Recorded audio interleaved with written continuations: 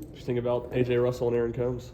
Oh, I thought they were great. I mean, AJ's been really good. I mean, that was kind of a late addition for us about 2 years ago now, and he's made a great jump. I mean, he's got a lot of extension on his fastball, and he's just really throwing strikes. I mean, we're trying to just get him out there on a weekend, kind of see how he bounced back from throwing in the midweek, and really excited about him. And Combs, he's been just really good as of late in general. Had a little bit of, got hit around a little bit in the fall, to be honest, by our hitters, but he's been on the attack, and him and Frank have made some good adjustments, and he's going to be a force for us in the back end. Josh, when did you guys find out Tony being out this weekend, and how did everyone kind of handle that and respond to it? Yeah, no, just to be straight up, I respect you guys have a job to do, but, I've been told, hey, there's nothing really I can say on Tony's deal. So anything about baseball, I'll be more than happy to answer. Did you think of Chase Dollander's bounce back after that first inning? Yeah, I mean, again, I didn't think it was a bad pitch. I think the guy just got to the bottom of the ball and hit it into the jet stream and didn't get out by much, but completely different win than we had early in the week. So it was kind of different for our defense, but Chase is going to do what Chase does. It's whether it's Chase Burns or Chase Dollander, we feel pretty good with whoever's out there. What was the key for the offense to kind of get going tonight and respond to that first inning? I think, again, we always talk about throwing the first punch. They did that tonight on the other side, but again, whether they score 2, 3, or 0, doesn't matter. Our mindset is we need to put together quality at-bats, and guys can string hits together. And we have a lot of confidence in this offense as a coaching staff. So it's just a matter about kind of finding the right pieces and right places for everybody. But it's always fun this time of year to see kind of who wants to take a job versus kind of maybe hope that they are handed one, because that's not going to happen.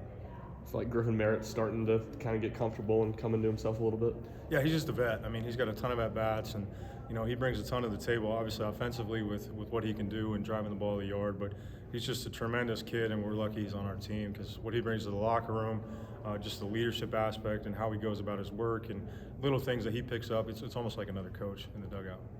You're the one spending the primary time with the catchers. Just what have you seen from Charlie and Cal so far this season? Yeah, no, they've been great. I mean, we have a couple different systems we use to kind of track the pitching and how they're able to steal strikes and help our pitchers, and Cal and Chuck have done a really good job. And I was really excited to get Ryan Miller back there tonight. That's something we've been looking forward to trying to do, and did a great job catching Combs. And I think it's, 3 guys that are all more than capable, that are all kind of different profiles. So as the season plays out, we'll have some options and right, left, and kind of do some different things with those guys.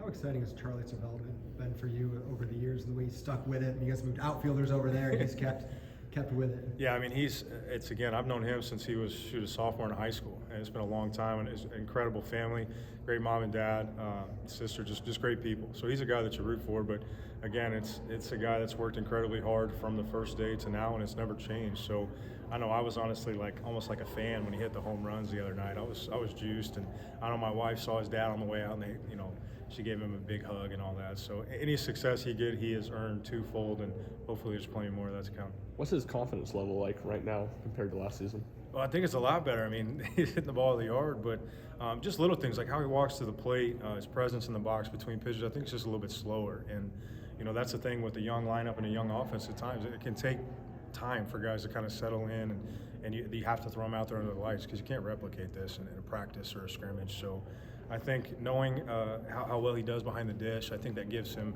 kind of just a sense of calm when he goes up to hit. He can just kind of do his thing up there. Now, will it be like the way Chase has responded after the first inning? Each of us has 2 starts. Yeah, he's just got to lead stuff. I mean, again, guys are going to run into balls just because it's a premium fastball. And, again, guys, they have circling facing him for a week before we play somebody. It's just he's the guy, and he's earned that. So, again, I got no issues or no concerns when he's on the mound, and I'm excited to see what kind of year he puts together for the Vols. Was this pitch count kind of where you guys thought coming into it? I think he was at like 90 maybe. Yeah, I think it was 93, 94. We wanted to stick at 90, but I didn't really want to go take the ball from him with the guy on base, to be honest. But we were laughing. I said, "Hey man, you can't be mad at me. I gave you 4 extra pitches." So he laughed, and good opportunity for AJ to come in there with kind of some traffic on the bases, but nothing too crazy.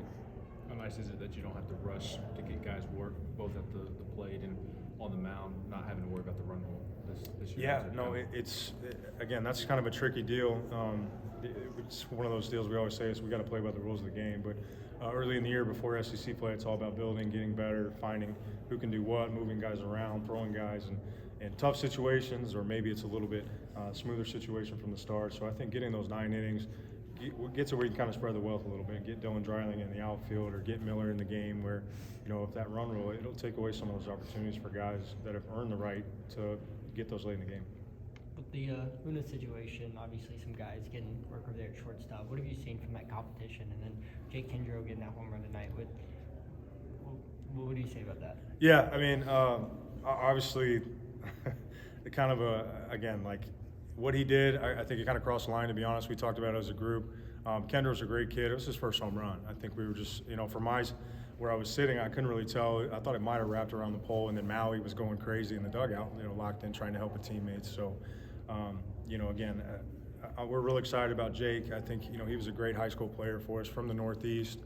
Getting a ton of reps, I think he's going to be really good for us down the line. And then Austin Jaslov is kind of a similar mode of Charlie Taylor, that he's been in the program, knows the system, could have left at any point to go somewhere else, has kind of, gotten better every single day, and now he's getting an opportunity. So, again, we want those guys to make the most of it when they're able to do that. Last question, Coach. Kind of a tough night for Booker. Just what's the message to him? Do you feel like he's maybe trying to do too much out there right now? Yeah, I think it's fair. I mean, again, like Booker's story is, as coaching staff, we believe in that guy. His tools are undeniable.